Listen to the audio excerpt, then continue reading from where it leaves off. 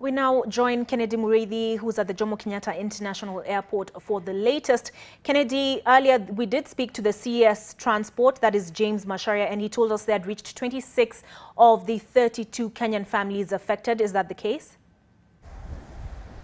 Well, just as you've rightly said, Olive, it is true that 25 families out of the 32 affected have actually been informed, and some of these family members are here at the JKIA airport grounds, whereby they are still being kept up at the Sheraton 4 Points Hotel, which is right now very strictly off bounds for any journalist who would want to either get to the family or get more information about what happened with regards to the plane. But as we also know is that a team has been constituted that is bringing together different people from this aviation sector with regards to setting up a unified center for information gathering and also dissemination, and it is being led by officers here at the KAA and also here at the airport. And earlier on we had James Macharia, that is the Cabinet Secretary for Transport, give a brief on what is happening and what information they have been able to receive so far from Ethiopia.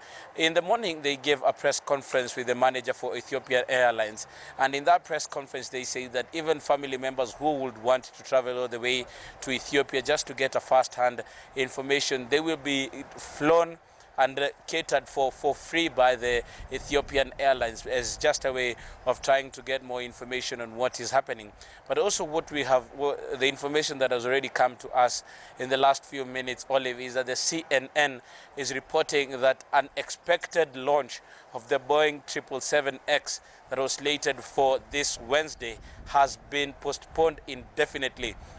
It is actually bidded. It is guided, or it is being said as the biggest plane so far with a capacity of 425.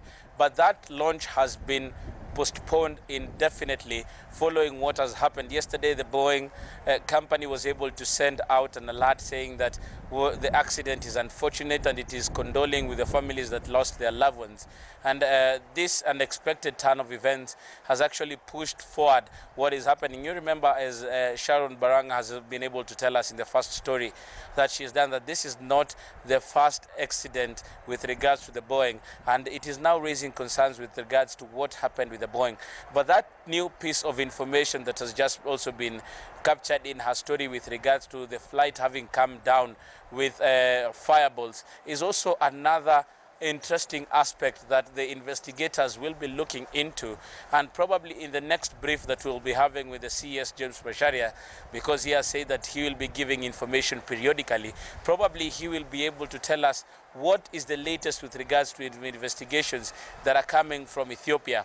Also, we will be expecting him to tell us whether they've been able to contact the other 7 families from the 7 members who were not found as of this morning, because the press release that was given, or the press conference that was given by James Macharia and the managing director of the Ethiopian Airlines, is that at 8 o'clock this morning, they had only gotten to 25 affected families. So this is information that is coming in, and we do expect probably by later in the day, we will have gotten more information with regards to not just the accident, but probable causes or what that accident would have been caused. We've reported that it went down 6 minutes after takeoff. Probably the other one from Indonesia went down 13 minutes after takeoff. What will be the problem? These are the things that we'll be asking, probably whether James Macharia has been properly briefed. He told us that Captain Lunani, who is also in charge of aircraft accident investigations,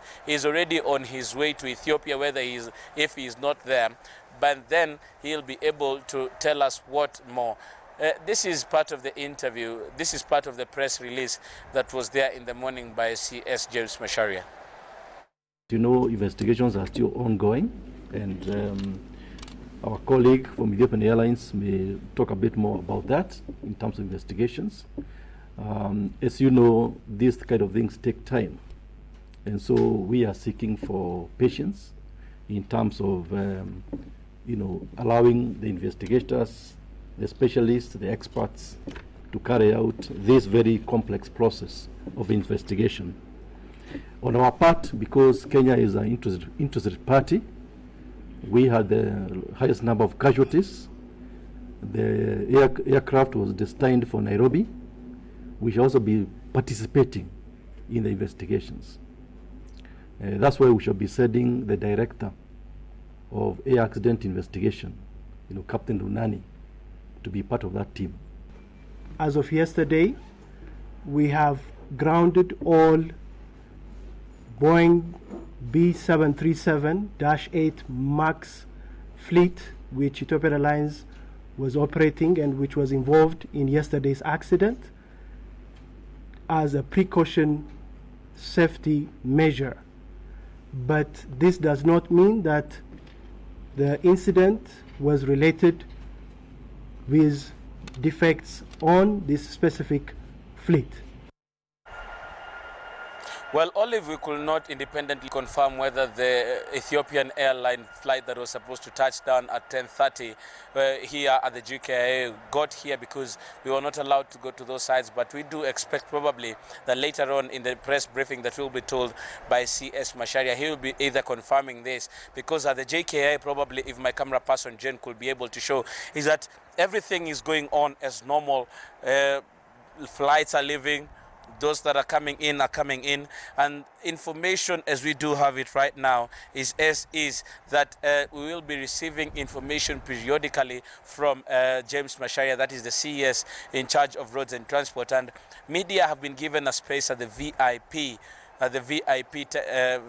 VIP premises here at the JKIA, so that they could just wait. We do not know how long we are going to wait, only that we know the couches are very cozy for us to wait.